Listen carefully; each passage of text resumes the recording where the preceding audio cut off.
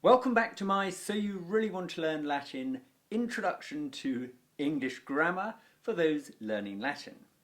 And today we are going to be looking at adjectives and adverbs. Okay, we'll start with adjectives. An adjective is used to describe or qualify a noun. It tells us more about that noun. For example, we might talk about a big house, a red ball, or a sunny day. All of those are adjectives describing the nouns that they are used with. Adjectives can, as well as being used in their normal state, their positive state to describe a noun, can be compared in what is called 3 degrees: the positive, the comparative, and the superlative. Now, the positive is the adjective before you do anything to it. So big, or red, or sunny, or blue, or happy.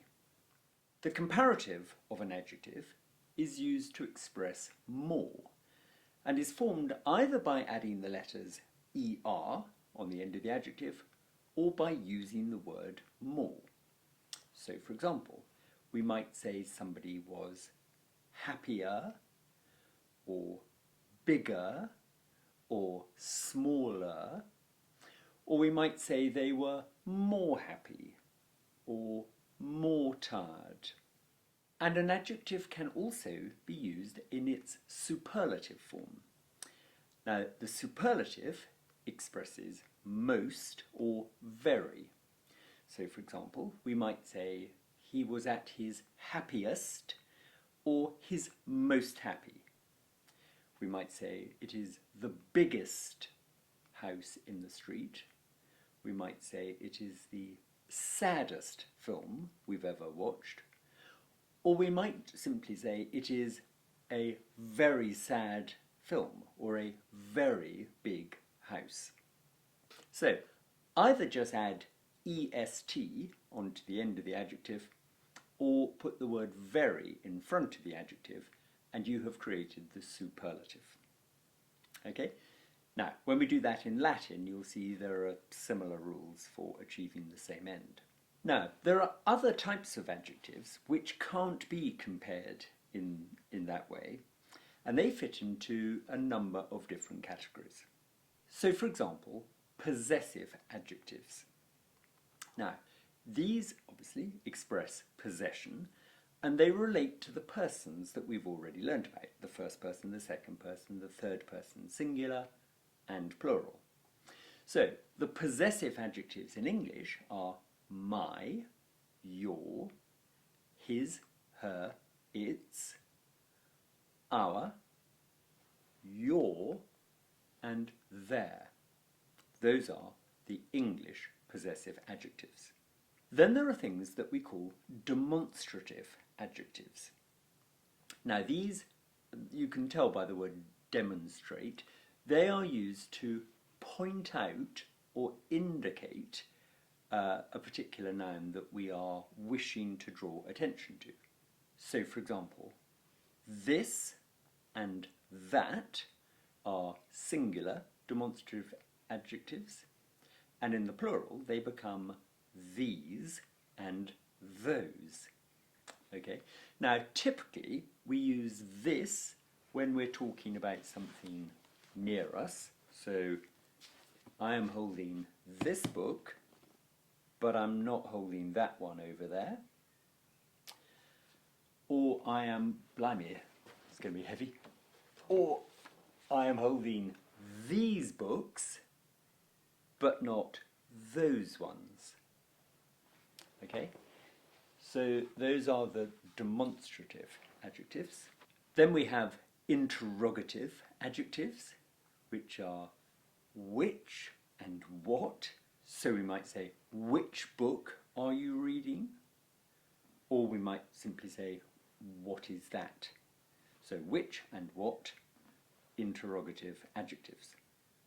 And then there's a class of adjectives which we call indefinite adjectives, and these are used when we are referring to an adjective They're used to say something identifiable but not specific about a particular noun. So, for example, the word more is an indefinite adjective. How many books have you read? Well, I don't know. I've read more than you. It doesn't tell you precisely how many, but it's just more. So you might ask, how many people did you see in the football stadium? And the answer might be, well, I don't know, that there were many people. Now, many gives some information, but it's not specific. And so it is an indefinite adjective. The word another is another example of one. So you might say, well, I've eaten one cake and I'm planning to eat another. It doesn't actually specify which other cake we're going to eat, simply that we are going to eat another one. Okay, so all of those are indefinite adjectives. And when we get into Latin, you'll see that there are lots of lovely rules to cope with about how you use them.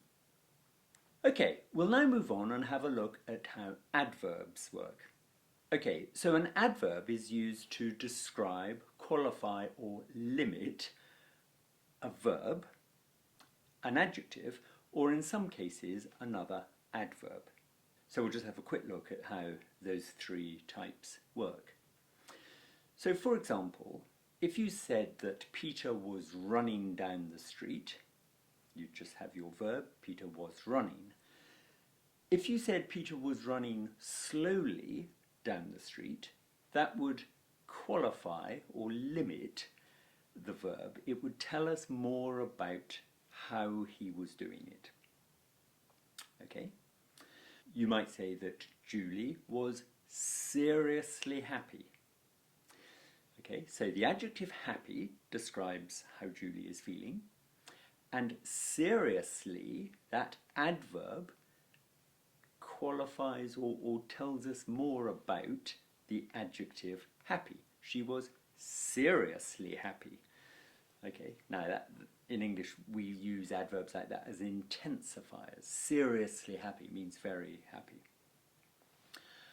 And finally, you could say that Bijan was running frighteningly slowly down the street.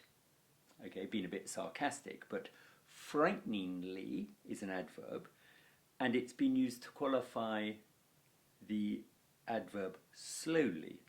So Bijan was running frighteningly slowly down the street. Okay? Now, just as we saw that adjectives can be compared in their positive, comparative and superlative forms, the same applies to adverbs. So, you can say he was running slowly, or you can say he was running more slowly, or you can say he was running very slowly. Okay, so there you've got positive, slowly, comparative, more slowly, superlative, very slowly. And if we want to be precise about these things, there are a number of types of adverb. We can sort of fit adverbs into little groups. So if we begin with adverbs of manner, an adverb of manner simply describes how something was being done. So Bijan was running slowly. That tells us how he was running.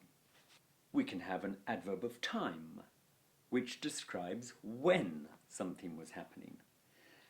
And so we might say, it is raining now. Okay, that tells us when it is raining. It is raining now. We can have an adverb of place, which describes where something is happening. So, where do you live? I live here. Where is the book? It is there. So those are adverbs of place, here, there.